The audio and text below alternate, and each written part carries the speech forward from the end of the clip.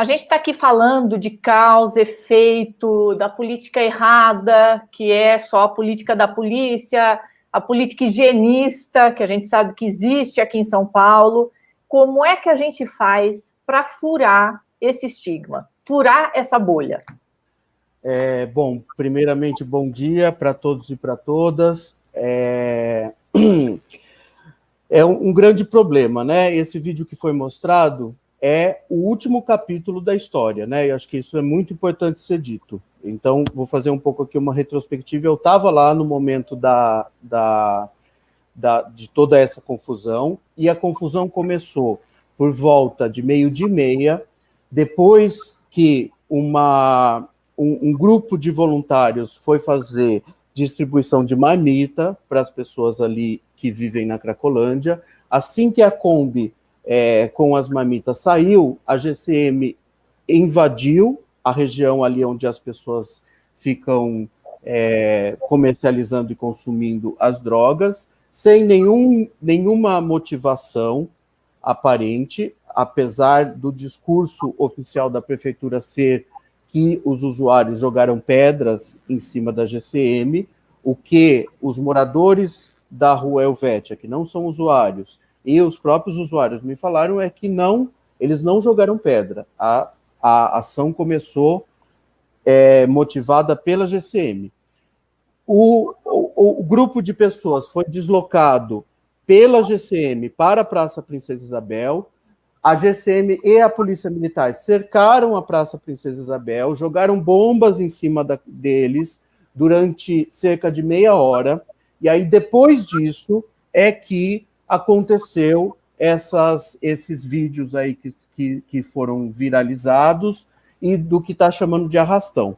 Então, o arrastão foi, na verdade, uma reação das pessoas depois delas estarem durante 1h30 recebendo bomba na cabeça delas, sem elas terem feito nada para isso. Elas não afrontaram a polícia, elas foram para onde a polícia determinou que elas deveriam ir, e óbvio que eu não apoio, não sou a favor da violência, mas entendo que essa violência foi gerada por uma violência anterior, que é do poder público. Eu vejo muita comoção em relação às pessoas que estavam dentro do carro, mas a mesma comoção não é feita pela maior parte das pessoas, pela população, na maior parte, preta e pobre, que fica na região aqui da Luz de São Paulo.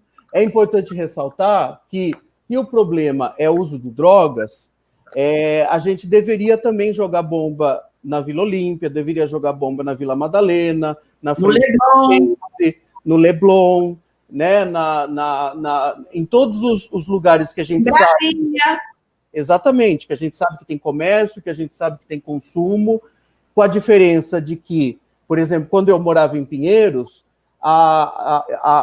no bairro de Pinheiros, que é um bairro nobre de São Paulo, a droga chega de Uber, né? Não é como aqui na Cracolândia, mas a questão não e aí já respondendo a sua pergunta, a questão não é o uso de drogas, assim, primordialmente. O que a gente vive aqui é, primeiro, uma falta de moradia, falta de oportunidade de emprego e ofertas de tratamento que são muito pouco eficazes desde a entrada da atual gestão, que é primeiro o Dória e agora o Bruno Covas, que tem, tanto eles quanto o governo do Estado, uma política baseada na abstinência, baseada praticamente somente em internações, e o que eu vejo acontecer, e digo isso de experiência por trabalhar em equipamentos públicos aqui da região, o que eu vejo acontecer nos últimos 4 anos é que as pessoas até aceitam a internação quando elas não aguentam mais o uso compulsivo de tanta droga, elas ficam internadas, só que quando elas saem da internação, elas não têm para onde ir, elas não têm moradia, e elas voltam aqui para a região e voltam para o consumo. Então, isso é um ótimo negócio para as clínicas, para os hospitais, para as comunidades terapêuticas, mas para a população que mais precisa de ajuda, isso não tem funcionado. E o que a gente vê é as equipes de saúde enxugando gelo, porque não tem como você tratar uma pessoa, pedir para ela se reorganizar se ela não tem onde morar, por exemplo, né? E eu gostaria de ressaltar uma pesquisa que foi feita em 2019 pela Uniad, que é um serviço da Unifesp, e que constatou, a pesquisa perguntou para os usuários da Cracolândia o que vocês precisam para sair daí. E o que a pesquisa constatou em primeiro lugar, moradia. Em segundo lugar, emprego. Em terceiro lugar, tratamento. Então, o próprio conhecimento científico está sendo não utilizado, na verdade, né? Porque não tem proposta de moradia. O que a gente vê aqui é um desmonte de todos os equipamentos de assistência social, os atendes, né, que eram os abrigos que foram construídos pela prefeitura, foram todos desativados. Agora, ontem, foi revogada a liminar do Ministério Público das quadras 37 e 38, que são 2 quadras que ficam na região da Cracolândia. São quase 400 famílias que serão despejadas sem ter para onde ir e que vão ficar na rua. E que só agrava o problema, que é muito mais profundo do que está se propagando aí pela grande mídia, como sendo como se essas pessoas elas tivessem decidido fazer esse arrastão. Não, esse arrastão é uma consequência de uma violência cotidiana que essas pessoas sofrem e que não gera toda essa indignação que a gente está vendo nesse momento, e que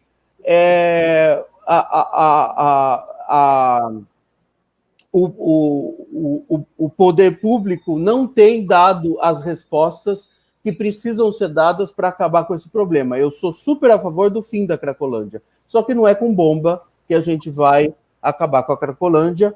Isso já foi provado no início de 2017, quando o atual governador João Dória disse que acabou com a Cracolândia, o que é uma mentira, porque a Cracolândia está aí até hoje. Doutor Falcone, aproveitando aqui, eu vou aproveitar inclusive o gancho do comentário que fez a Lavínia Panunzio, que ela toca a respeito ela fala assim, olha, vocês lembram de uma TED do Nick Hanauer,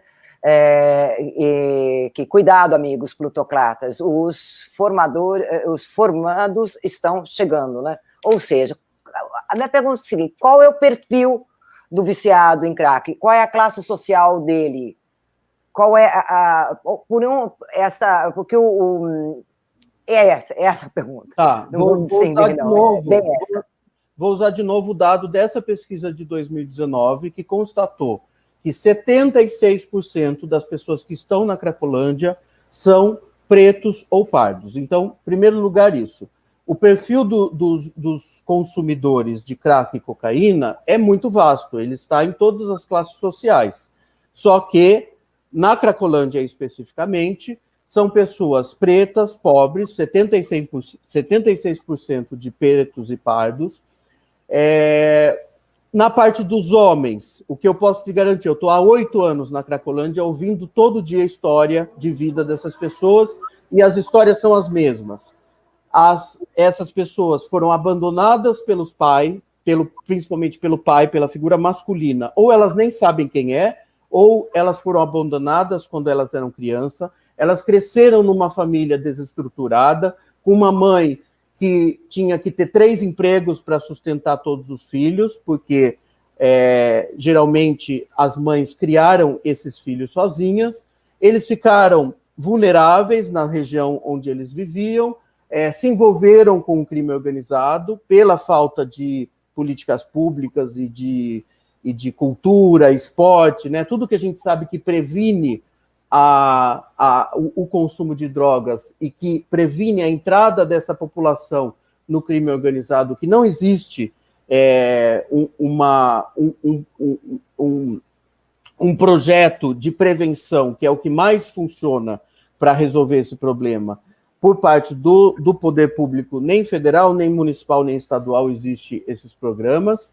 E na parte das mulheres, 99% das histórias que eu ouço, essas mulheres que estão hoje na Cracolândia foram para a Cracolândia fugindo de uma situação de abuso sexual dentro de casa, geralmente pelo padrasto, geralmente por algum parente da família, justamente por essas crianças ficarem em casa vulneráveis, com a mãe trabalhando o dia inteiro. A história que eu mais ouço da parte das mulheres é que elas vão para a Cracolândia para fugir do abuso sexual que elas sofrem dentro de casa. Então, o buraco é bem mais embaixo, né? A gente precisa começar a falar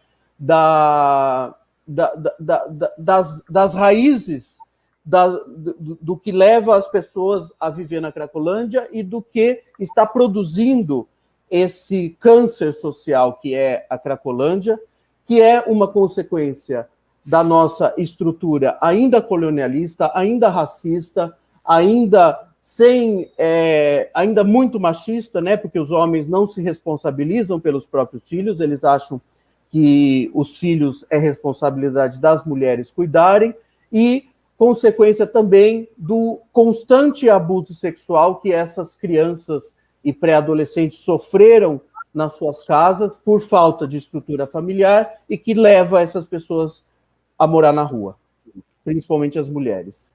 Ô Flávio, tem uma cena que as televisões adoraram botar no ar, que é o arrastão, né, o saque nos carros, e uma coisa chamou a atenção, eu estava vendo aqui em casa, eu e meu marido, que tinha ali no meio um carro que simplesmente não tinha ninguém do lado, não tinha ninguém na frente, e ele estava parado, e as pessoas saqueando, ele não fazia nada. E a gente se perguntou, por que será que essa pessoa não acelerou, não saiu do lugar? Isso chamou a atenção. Ontem teve um vídeo dessa pessoa, que é um motorista de Uber, e ele disse exatamente isso. Ele falou assim, eu simplesmente abri os vidros e falei para eles, peguem o que vocês precisarem. Eles estavam desesperados. Eu não saí dali porque eu fiquei com pena, eles estavam pedindo ajuda. Então, assim, claro que a gente não quer violência, a gente não quer passar por isso, eu não quero ter meu carro invadido, porque deve ser um trauma, mas é isso, é um pedido de ajuda que ninguém está ouvindo. Você que está na Cracolândia, aí você falou há 8 anos, o que você escuta do poder público? É refratário o teu discurso, a tua pesquisa, o teu estudo passa por eles e não tem resposta? Como é que eles agem diante de fatos, como que você está mostrando? A política de drogas, ela tem 2 grupos que dominam o poder público, né? Um grupo é mais ligado a políticas de redução de danos, que é o grupo que eu faço parte, e um outro grupo é mais ligado à política de internações e muito ligado com as comunidades terapêuticas religiosas, principalmente cristãs.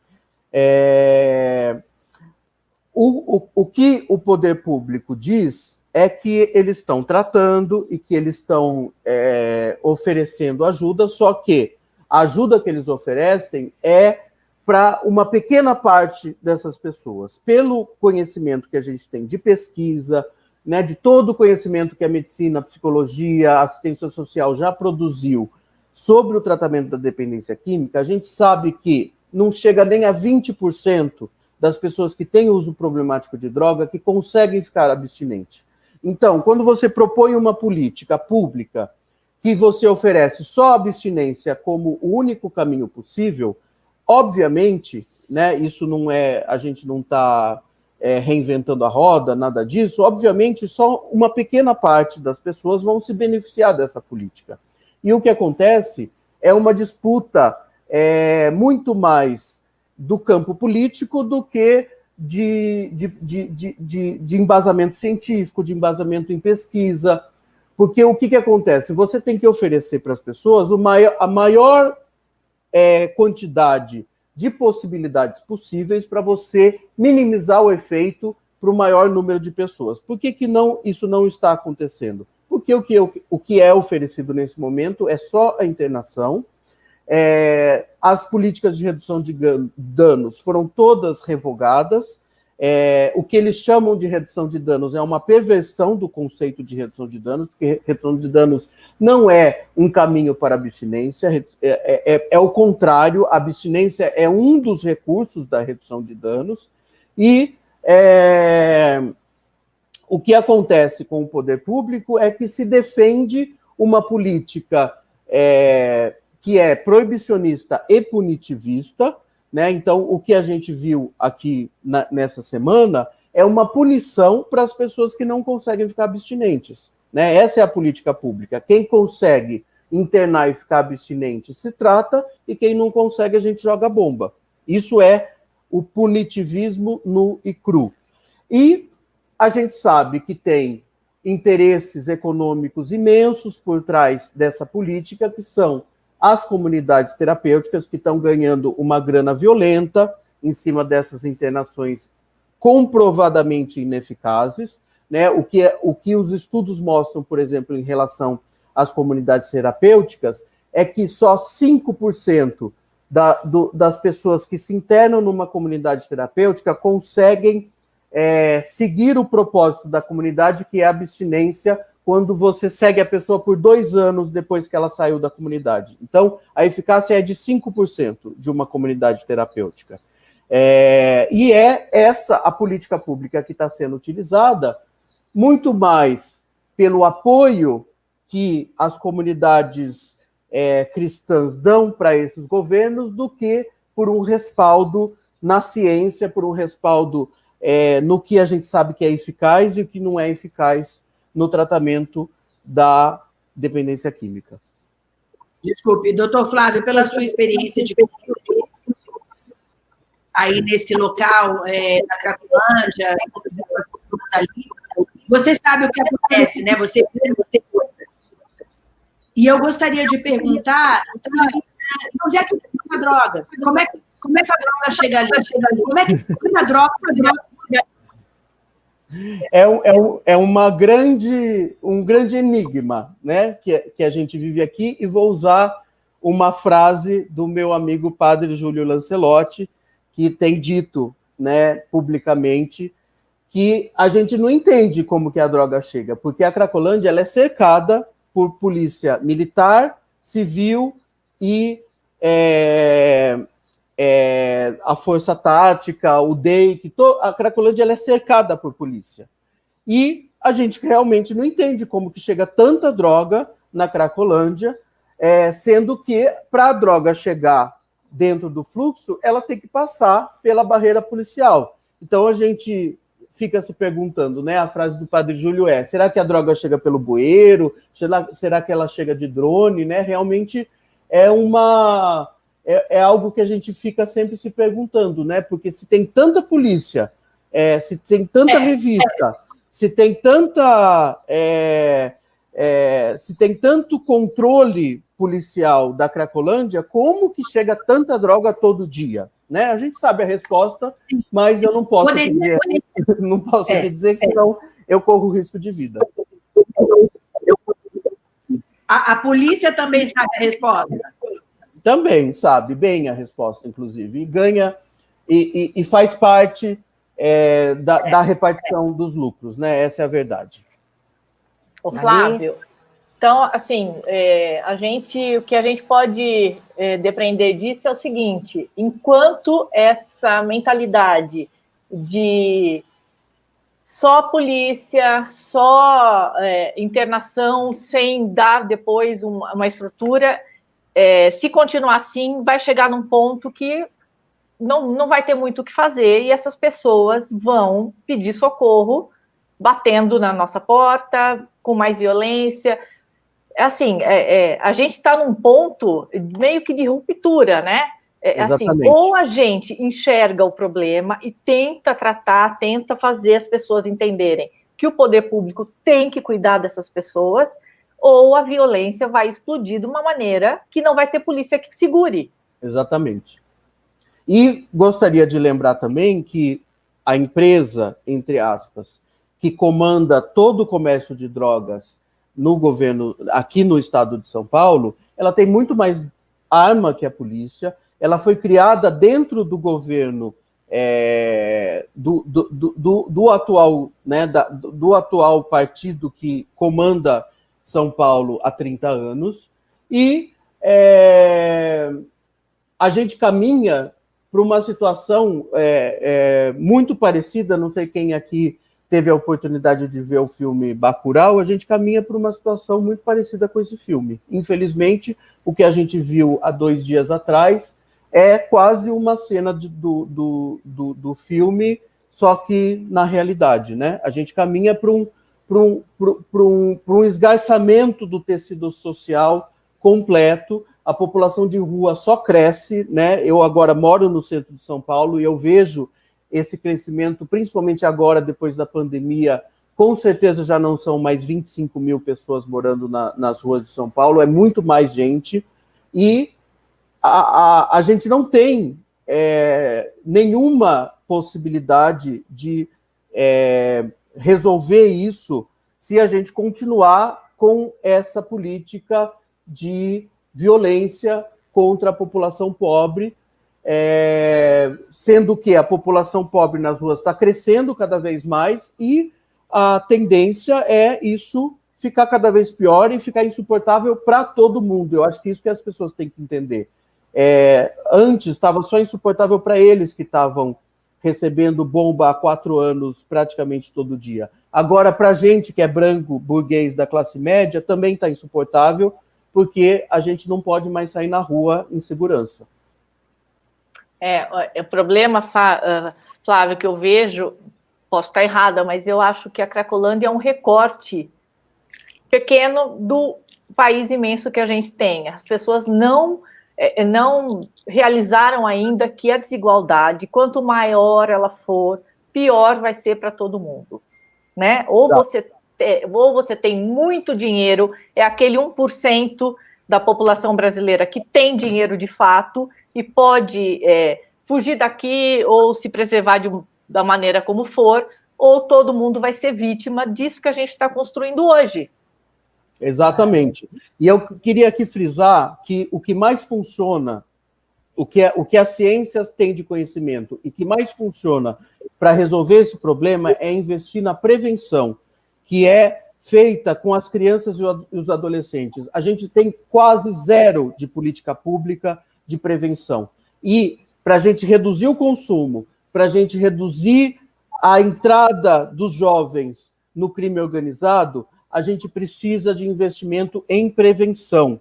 A gente tem uma ótima experiência na Suécia, por exemplo, que investiu em arte, esporte e com monitoramento dos pais, e que foi extremamente eficaz para reduzir o consumo de drogas lícitas e ilícitas em adolescentes, por exemplo. A gente já tem experiências internacionais nesse sentido e a gente não usa.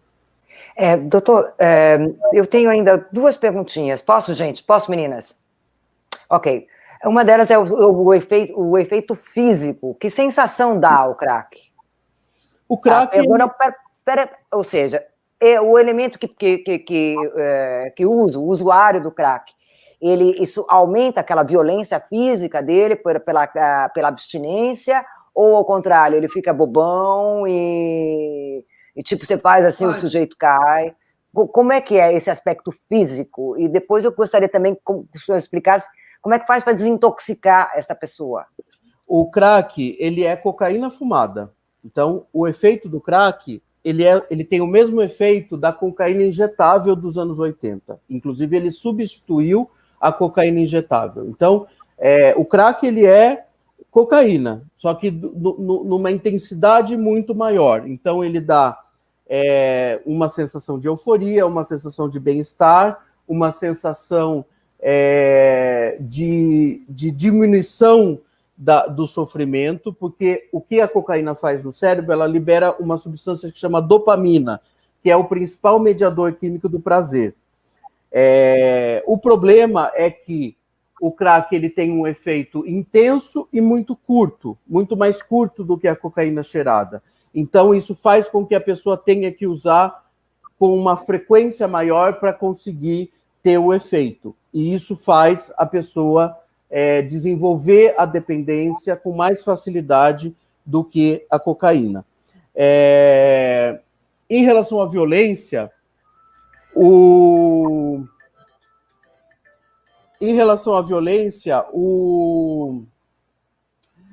que eu vejo na prática é que o que mais gera violência aqui na Cracolândia é o uso do álcool, não do crack. O crack faz a pessoa ficar muito mais parada e apática. O álcool, a cachaça principalmente, né, o corote, que é o que eles bebem, gera muito, infinitamente mais violência do que o crack, e é uma droga legalizada e ninguém está pedindo para proibir o uso da cachaça por causa disso. Agora, em relação à desintoxicação, o que a gente faz? A gente tem a internação como um dos recursos. A desintoxicação ela acontece num período mais ou menos de um mês, quando a pessoa topa passar por essa desintoxicação, mas a parte mais difícil do tratamento vem depois da desintoxicação, que é quando a pessoa sai do ambiente fechado, né, do ambiente controlado, onde ela não vai ter acesso a nenhum tipo de droga, e ela tem que voltar para a situação da onde ela veio. Então, se ela passa por desintoxicação e volta para uma família desestruturada, ou volta para a rua, ou volta, ou ela não tem emprego e precisa sobreviver todo dia, o sucesso no tratamento é baixíssimo nesses casos, entendeu? Não, agora... Que hoje que há as pessoas que não querem parar de usar drogas e há as pessoas que não conseguem parar de se drogar. Qual é o caso, você acha mais... o que tem mais na Cracolândia? É quem não quer parar de se drogar ou é quem não consegue parar de se drogar? Com certeza quem não consegue, e o que eu posso te dizer da experiência que eu tenho, por exemplo, da época do Braços Abertos, né, que primeiro dava moradia para as pessoas, a moradia, ela, por si só, ela já tem um efeito de redução do consumo muito significativo, né? Quando você tira a pessoa da rua e dá um quarto para ela viver, só essa ação já reduz praticamente 50% do uso de crack da pessoa. E essa política pública foi totalmente desmontada e se disse que ia colocar outra coisa no lugar, mas já se passou 4 anos e até hoje a gente ainda tem só a internação como porta de saída. Então, a maior parte das pessoas precisam de ações de redução de danos para minimizar o uso, minimizar o prejuízo e, inclusive, minimizar a violência. Esse é um problema, então, é um problema de Estado mesmo, né? Exato. O Estado não quer resolver esse problema, se não for pela polícia. Então, eu acho assim que ou a sociedade acorda, né? Como eu já falei, ou a gente acorda, ou daqui a pouco a coisa vai ficar muito feia para nós todos, né? Posso fazer mais uma perguntinha? Pode. Tem alguém tem mais? Qual é o seu relacionamento direto com eles? Como é que eles te veem? Como é que é essa relação direta? Não sei se vocês sabem que eu atuo na Cracolândia através do palhaço, né? Além de psiquiatra, eu sou palhaço também. Então, eu sou conhecido por eles como palhaço. Aliás, hoje é o Dia Nacional do Palhaço. E eu tenho uma relação, um vínculo com eles muito forte, né? E isso é uma conquista que eu tive por causa da figura do palhaço, que é uma figura que não apresenta, diferente da polícia, né, não apresenta uma ameaça para eles. E eu sou reconhecido por eles e eles me veem como alguém que está do lado deles, né? Eu tenho acabei de vir de lá, inclusive fui levar uma outra reportagem lá para entrevistar eles, e eles me respeitam muito. E é uma pena, por exemplo, que eu não consigo trabalhar mais nem para o governo do estado, nem para a prefeitura, porque eu estou aqui dando essa entrevista e falando essas verdades que eu estou falando. Sério isso? Sério? Sério.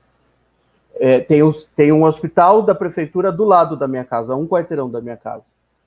Você não consegue entrar lá? Não consigo entrar porque eu dou entrevista criticando a gestão do Bruno Covas. Isso é escandaloso. Cadê o Bruno Covas para responder por isso, né?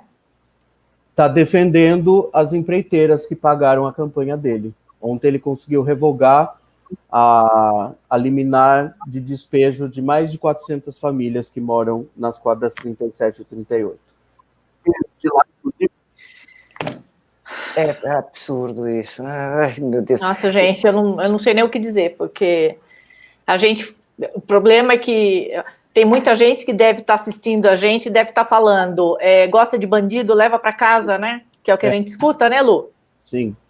Não, eu já ouvi também, uma coisa dessas, que é absurdo, né? Cuida dele lá, né? E, aliás, o tratamento é feito com o quê? Com metadone, com... Não, infelizmente a gente não tem metadona para crack, né, que funciona muito bem com heroína, mas para o crack a gente não tem. A gente usa algumas medicações psiquiátricas para diminuir a fissura, né, que são estabilizadores do humor, na verdade. E principalmente antidepressivo, porque geralmente antes da pessoa ter o vício da droga, ela tem um quadro depressivo anterior, né? Por essas situações da família desestruturada, no caso das mulheres, as situações de violência policial que elas sofreram. Então, é mais ou menos nesse sentido, entendeu? Que a gente trata, infelizmente, a gente não tem a metadona. Olha a gravidade disso, né? Que trata tão bem a heroína. Exato. É absurdo. E a possibilidade de reinserimento social dessa... É baixíssima, né? Baixíssima, né? A gente precisa de política pública em relação a isso, né? E não tem. Sim. Eu acho que assim, o que a gente está vendo, então, é o seguinte: eles querem tirar a Cracolândia do lugar para erguer um prédio, para ganhar dinheiro, mas eles não sabem o que fazer com essas pessoas. Se pudessem, talvez, né, sei lá, jogava em algum lugar. Exato. É isso. E não tem, e clínicas públicas, uma vez eu fui fazer uma pesquisa, quase que não encontrei, muito confuso, não tem, né? Não tem, e toda a verba que existe para tratamento está sendo destinada para comunidades terapêuticas que são cheias de violações de direitos humanos, que não têm que não são equipamentos de saúde, inclusive, são equipamentos de assistência social, só que quem coordena a clínica, que geralmente são líderes religiosos, se sente como um médico cuidador. E aí cada líder desenvolve uma técnica, geralmente punitivista, e que não tem respaldo científico nenhum. Por exemplo, eles proíbem eles de conversarem entre eles, obrigam as pessoas a fazerem jejum, entre outras coisas e atrocidades, obrigam os travestis a rasparem a cabeça, a se vestirem como homem, o que só piora o problema, né? Porque o que essas pessoas precisam é de tratamento médico, psicológico, não moral, de pessoas, né? que acreditam que conversam com Deus e se sentem porta-vozes, né, do divino. Tá pego pelo demônio, né? Basta uma compra o feijão ungido que você vai sarar. Isso, por aí. Sabe, é óbvio, não é uma questão moral, é uma questão realmente física, né, e psicológica, né? Uma doença, né? É uma doença. E uma doença que tem a sociedade brasileira. A gente não tem empatia, né? As pessoas não conseguem enxergar o outro. Não, farinha pouca, meu pirão primeiro. Exatamente. E, na verdade, a gente tem empatia quando é o Fábio Assunção, quando são as pessoas brancas, né, e famosas e ricas, E aí a gente tem empatia, aí a gente torce por elas, mas quando é o preto pobre, a gente torce para que eles morram.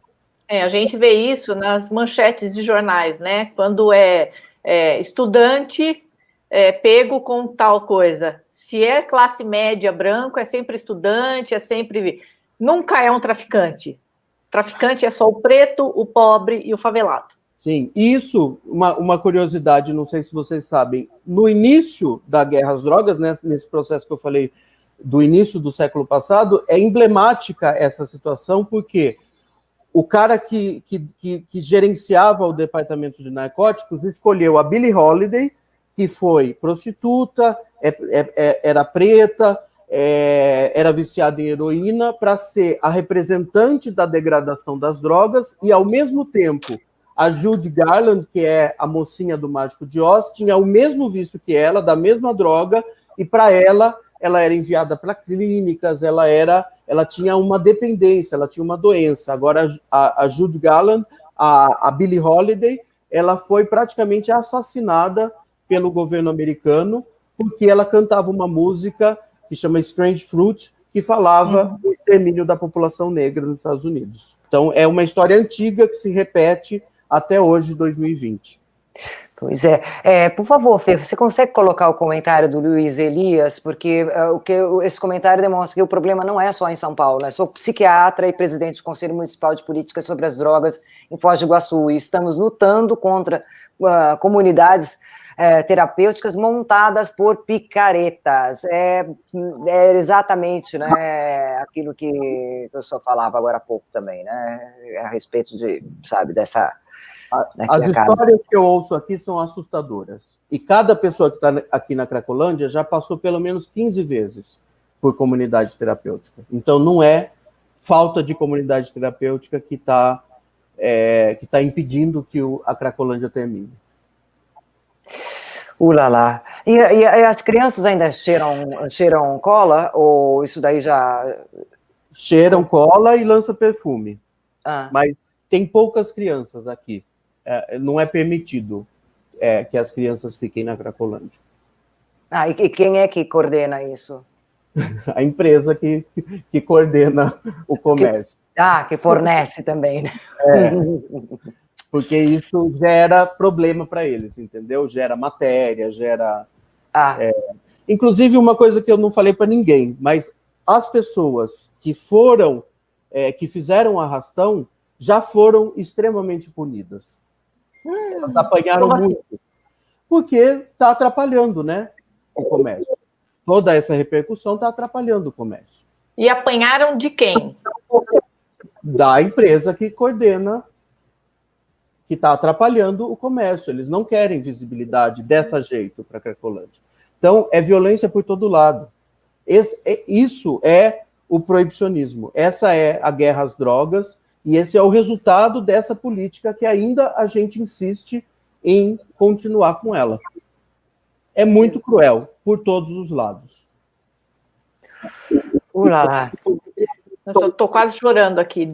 Não sei se de raiva, de ódio, de impotência, de ouvir que essas pessoas ainda foram punidas por quem comanda economicamente o local, enfim. É demais. A coisa muito... o buraco é muito mais embaixo.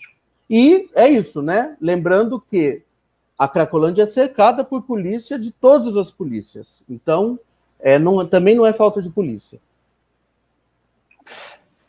Deus do céu, Deus do céu mesmo. Deus do céu. Meninas, vocês têm mais alguma pergunta? Não, vamos agradecer o Flávio. Muitíssimo agradecer, viu? Porque nós... Flávio, a gente vai te chamar de novo. Pode chamar, você tem meu contato. Porque a gente é uma TV pequena, mas, enfim, você falou aqui a realidade do que acontece com o município, com o Estado. A gente já quer deixar claro aqui que se a prefeitura quiser falar, o Estado quiser falar, o espaço está aberto. Não vem aqui, conte a versão do que está acontecendo, né? É só querer, a gente não está aqui para julgar ninguém, mas para falar a verdade. Então, se a prefeitura, Bruno Covas, quiser responder a isso, por favor, o espaço está aberto quando e a hora que você quiser. Ele ultimamente tem não se manifestado sobre o que tem acontecido.